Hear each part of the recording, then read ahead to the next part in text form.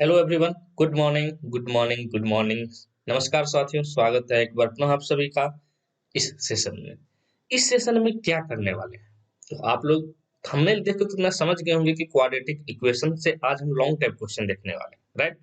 तो ये जो लॉन्ग टाइप क्वेश्चन है आपकी बिहार बोर्ड मैट्रिक परीक्षा 2022 जो एग्जाम होने वाला है, उस सब का तैयारी तो आप जोरों शोरों से कर चुके होंगे। ठीक है, एकदम पूरे तन मन धन से पूरे बोर्ड एग्जाम पर समर्पित होके आपने इसका तैयारी शुरू कर दिया होगा। ये बात तो इसमें कोई दो मत वाली नहीं है। लेकिन कुछ सवाल ऐसे होते हैं जो कि परीक्षा में बार बार पूछे जाते हैं और हमेशा कंफ्यूजन वाले होते हैं और आपको पता नहीं रहता है कि क्या करना है नहीं करना है। तो इन्हीं सभी सवालों को लेकर आज हम आए हैं इस सेशन में। ठीक है, जो कि आपके 2022 वाले जो बिहार बोर्ड का एग्जाम होगा इसके लिए बहुत ही इंपॉर्टेंट होने वाला है। ठीक है, तो इसमें टोटल 4 पार्ट मिलेंगे आपको, जिसमें ये अभी पार्ट 1 है। तो चलिए आज का ये सवाल देखते हैं हम।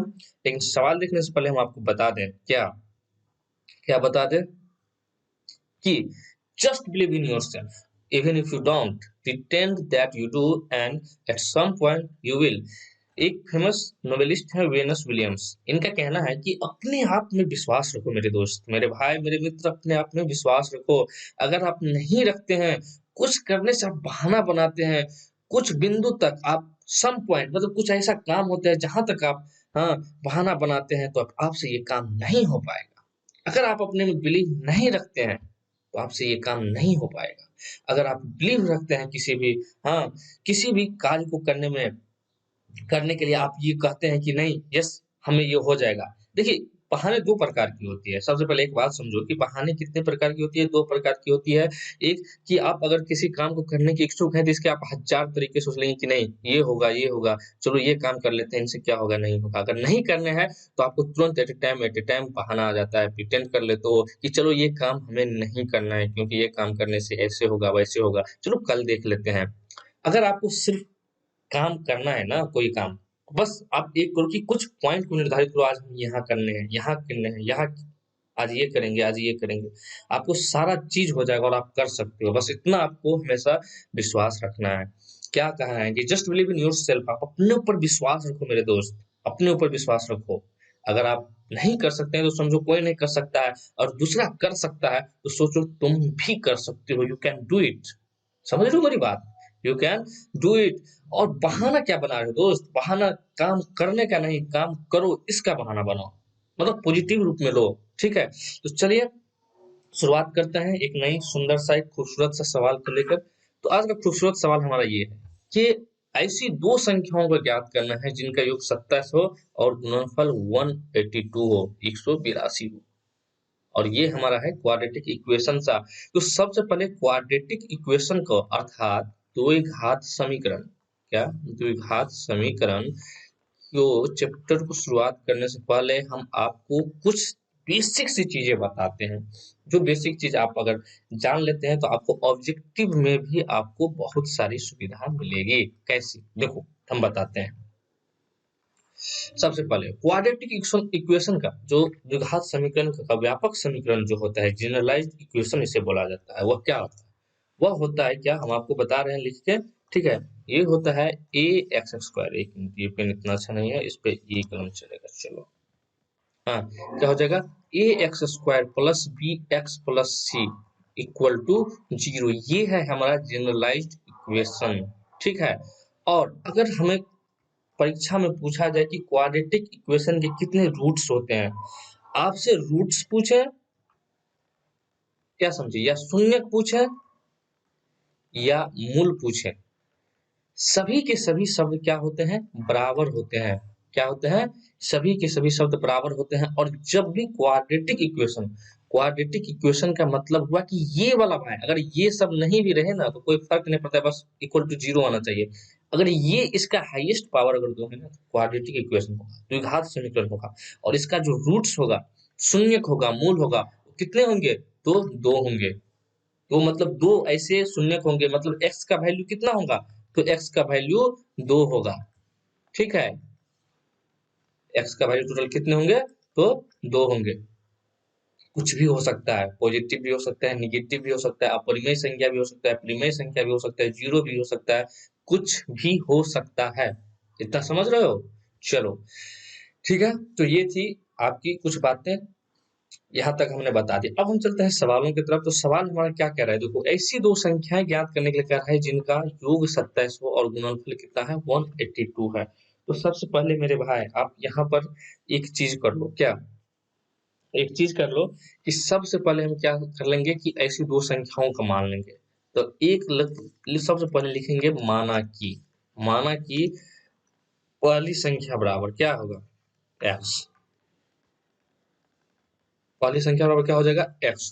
तो दूसरी संख्या बराबर क्या होगी, सबसे बड़ी बात दूसरी संख्या क्या होगी। तो जरा बताओ तुम्हारे पास अगर 5 रुपये है, अगर उसमें से 2 रुपया हमें मालूम है कि तुमने दाएं वाले पॉकेट में रखा है, किस वाले पॉकेट में, दाएं वाले पॉकेट में। तो बोलो बाएं वाले पॉकेट में कितना होगा मेरे पास रुपए, तो 5 माइनस 2 करोगे, यही ना करोगे 5 माइनस 2। तो उसी प्रकार अगर पहली संख्या x है तो दूसरी संख्या कितनी होगी, दूसरी संख्या होगी 27 माइनस x। ठीक है, अब यहाँ तक हमें ये मालूम चल गया कि पहली संख्या कौन सी है और दूसरी संख्या कौन सी है। समझ रहे हो मेरी बात। अब हम प्रश्न की दूसरे तरफ रुख करते हैं, दूसरे तरफ चलते हैं जहां पर उसका और एक समीकरण दिया हुआ है। ठीक है, जहां पर क्या बोल रहा है कि इन दोनों संख्याओं का गुणनफल कितना है 182, मतलब x और जो 27 माइनस x है, इन दोनों का जो गुणनफल है वह कितना है, तो 182 है। यहाँ तक समझने में किसी को कोई दिक्कत, जो जो प्रश्न कहेगा जैसे जैसे कहेगा वैसे वैसे कर लेना है। और देखो प्रश्नों को आप हवा में उड़ा देंगे, हवा में उड़ा दीजिएगा, क्या समझे। तो चलिए इसको अब सॉल्व करते हैं। अब यहाँ से हम क्या करेंगे, x का वैल्यू निकाल लेंगे, और x का वैल्यू निकाल लेंगे तब हमें पहली संख्या और दूसरी संख्या भी निकल जाएगा बड़े आराम से। समझ रहे हो मेरी बात। चलो तो इसको सबसे पहले गुना करते हैं x को और 27 को, तो ये हो जाएगा 27x और ये हो जाएगा माइनस का एक्स स्क्वायर, क्योंकि ये यहाँ पर माइनस है और यहाँ पर प्लस है, तो प्लस और माइनस को जब गुना करेंगे है तो माइनस आता है, और x को गुना करेंगे तो इसका पावर जुड़ जाता है। जैसे x को x से गुना करेंगे तो x का पावर 1 प्लस 1 बराबर 2 हो जाएगा, x का पावर 2। समझ रहे हो मेरी बात। अगर यहीं पे y का पावर 5 रहता, ठीक है, उसको गुना करते हम y के पावर 4 से, तो कितना हो जाता है y के पावर 5 प्लस 4 हो जाता, मतलब इसका वैल्यू हो जाता y के पावर 9। ठीक है, ये सभी मूलभूत बातें हैं, छोटी छोटी बातें हैं जो आपको जानना बेहद जरूरी है। खैर हमने बता दिया है, तो ये हो गया और 182। अब देखो यहाँ पर एक बात, देखो ऐसे भी आप सवाल बनाएंगे, बहुत सारे तरीके हैं बनाने का, लेकिन हमको क्या चलना है, सीधी दर सीधी चलना है, एकदम छोटी से छोटी कॉन्सेप्ट को याद रखो। छोटी छोटी लोग गलती करते हैं, ठीक है, उस गलती को आपको बिल्कुल दोहराना नहीं है। अब देखो हमने अभी क्या बोला था कि क्वाड्रेटिक इक्वेशन का जो जनरलाइज्ड फॉर्मूला होता है वह क्या होता है, जरा बताओ। तो होता है ax square plus bx plus c equal to 0। तो क्या पहले हम इस फॉर्मेट में लिख लें, बिल्कुल लिख लीजिए सर। तो चलो हम यहाँ पे लिख लेते हैं, चलो लिख लेते हैं। तो यहाँ पर क्या हो जाएगा 27 माइनस एक्स स्क्वायर और इसको इस साइड लाओ तो माइनस 182 इक्वल टू 0। अब देखो यहाँ पर जो है ना हमारा एक्स स्क्वायर है प्लस के साथ, यहाँ पर माइनस भी है तो कोई इससे फर्क नहीं पड़ेगा, लेकिन क्या करते हैं ना इसको हम प्लस बना लेते हैं। प्लस बनाने से क्या होगा कि आपको सहूलियत होगी क्वेश्चन को सॉल्व करने में, समझ रहे हो। इसमें माइनस कॉमन लेते हैं, या माइनस कॉमन ले लो या माइनस से दोनों तरफ गुना कर दो। ठीक है, तो ये हो जाएगा एक्स स्क्वायर माइनस यहाँ पर 27x हो जाएगा ना, माइनस 27x, हाँ, और प्लस 182 इक्वल टू 0। अब देखो अब यहाँ पर हमारे पास है 27 और यहाँ पर है 182, और 182 मतलब प्लस है इधर भी और प्लस है इधर भी, इसको तो यहाँ पर क्या है 182 और ये प्लस है, तो यहाँ पर x का कोफिशिएंट गुणक को बोला जाता है, जो इनके साथ पीछे में जो अचर पद रहता है उसको बोला जाता है, समझ लो। चर पद भी हो सकता है, अब जैसे y एक्स स्क्वायर होगा यहाँ पर लिख देंगे तो एक्स स्क्वायर का गुणक क्या हो गया y, और y का गुणक क्या हो गया एक्स स्क्वायर। लेकिन अगर यहाँ पर कांस्टेंट पद हो, ठीक है, ये सब हायर क्लास में पढ़ना है, यहाँ पर अगर 5 हो तो इसका एक्स स्क्वायर का गुणक क्या होगा, कोफिशिएंट क्या होगा, तो 5 हो जाएगा। बस इतनी थी बात। तो चलिए सबसे पहले उसके एक्स स्क्वायर का जो कोएफिशिएंट हो उससे गुना करें, खैर ये सब आपको मालूम होगा। तो यहाँ पर 182 को हम क्या करते हैं, फैक्टराइज करते हैं, तो ये हो गया 91 और यहाँ पर 7 से करेंगे 13 सत्ते 91, तो 14 और 13 आया, 7 दूनी 14 और 13, तो 14 और 13 को जोड़ेंगे तो कितना हो जाएगा 27x, और इन दोनों को गुना करेंगे तो ये इतना नहीं होगा। देखो यहाँ पर स्पष्ट हो जाएगा, x square minus 13x minus 14x plus 182 equal to 0। अब देखो यहाँ पर इस -13 को और इस -14 को, एक मिनट पहले चेंज कर लेते हैं।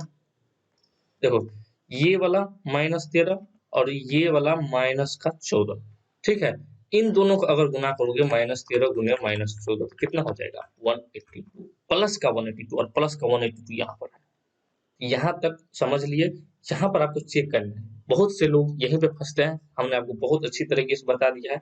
अगर नहीं आया समझ में तो आप पीछे करके देख सकते हो, ठीक है। तो ये था। अब यहाँ से हम क्या करेंगे कि दोनों में देख लेंगे कि क्या कॉमन है, क्या कॉमन। अब एक बात यहाँ पे ध्यान रखना है कि ये वाले टर्म को नहीं छोड़ना है। अगर ये छोड़ते हो तो भाई तुम्हारा एक नंबर तो गया काम से। x -13 और -14 का लेंगे तो x -13। अब देखो इन दोनों में क्या कॉमन है, x -13, तो इसको लिख लेंगे x -13 और x -14।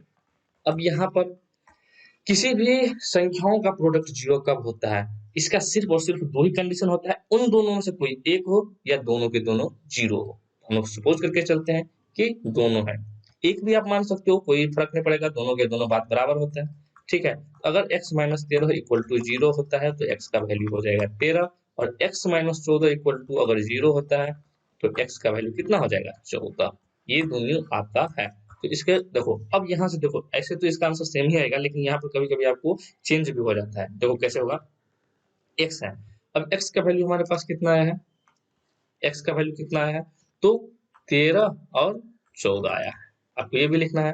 अब जब x का वैल्यू, दूसरी संख्या कैसे निकालेंगे, दूसरी संख्या जब हम x का वैल्यू 13 रहेगा तो 27 में से 13 को घटाएंगे तो आएगा 14, और जब रहेगा हमारे पास कितना, जब x का वैल्यू अगर 14 रहेगा तो इसका वैल्यू आएगा 13। तो मतलब इसका आंसर कितना आ जाएगा 13,14। इसमें कोई ऐसा नहीं बोला गया है कि इसमें कौन छोटा है कौन बड़ा है, तो हम इसको बस ऐसे लिख देंगे कि इसका आंसर कितना है 13 और 14, तो आपका इसका सही आंसर हो जाएगा, ठीक है।